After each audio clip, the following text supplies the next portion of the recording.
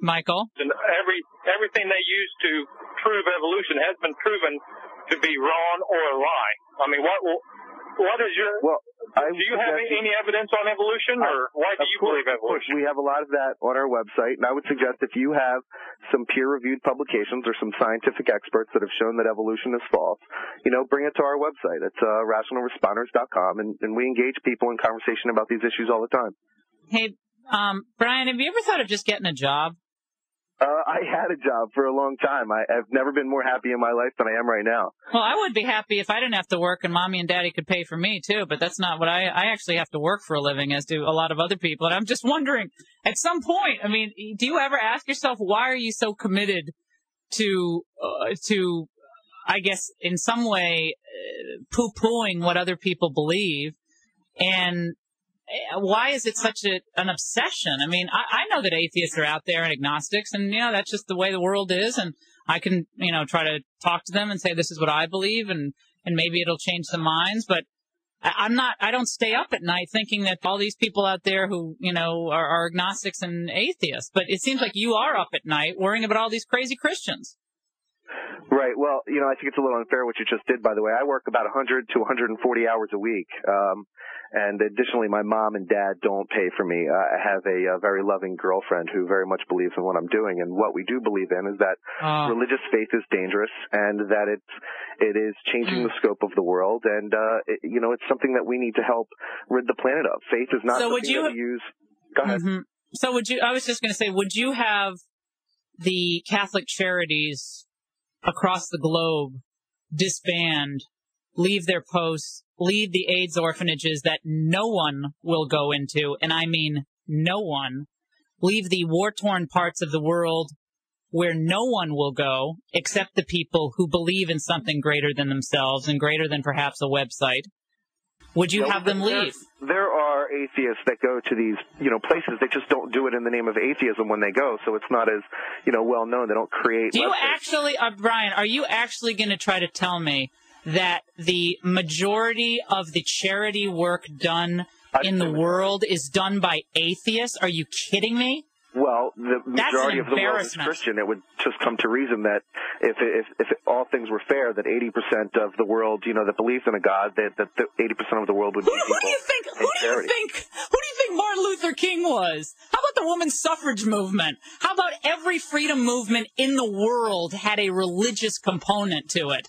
If the atheists had their way, there wouldn't have been any of that. Gandhi, yeah, he was a real threat to the world, too. Or maybe he was, according to your website. I don't know.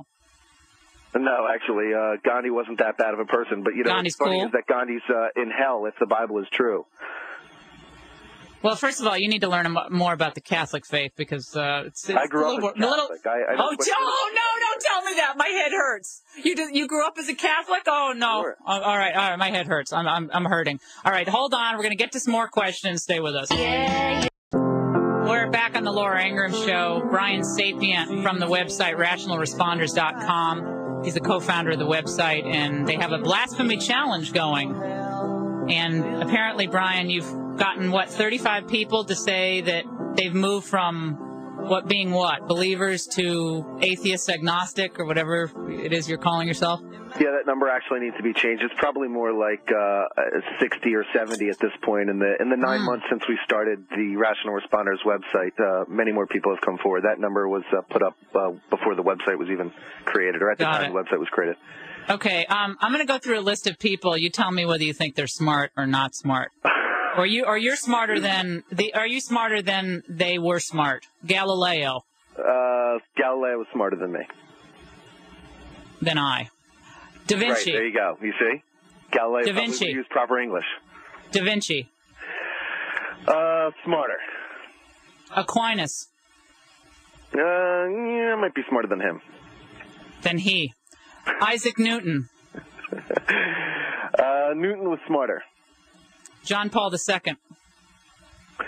Oh, this is such a bad game. I mean, should I list atheists? No, it's not.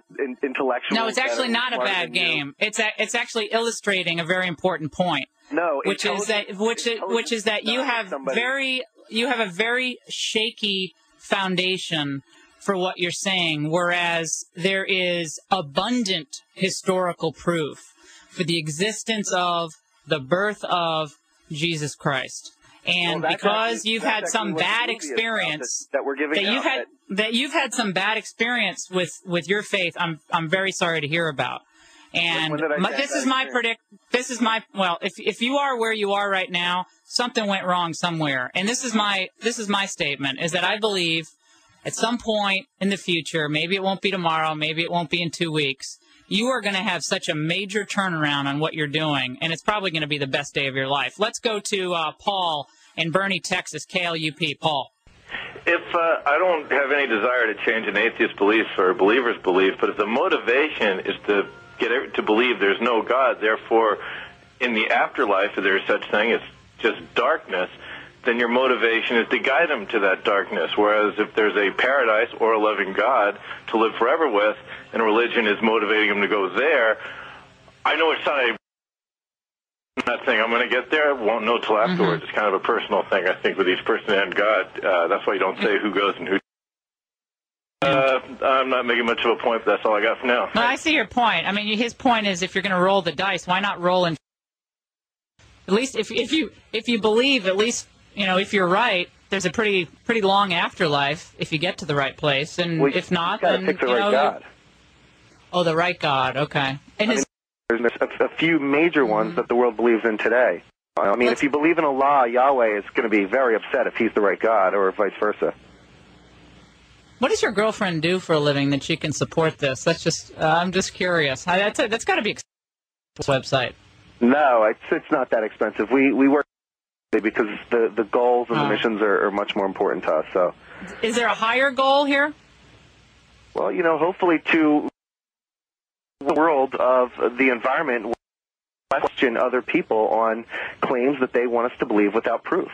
We question everything. This is what, Brian, there is an interfaith debate going on across the globe, in case you haven't noticed. And this Pope actually started down that road of not only building bridges, but having a conversation about the different faiths. And where it intersects, well, we'll see. This is ongoing, and it's important, and we're glad we had you on. We have a lot of people on the line. Wish we could talk to you longer. I'm sure we'll check back in with you. Brian Sapient of RationalResponders.com.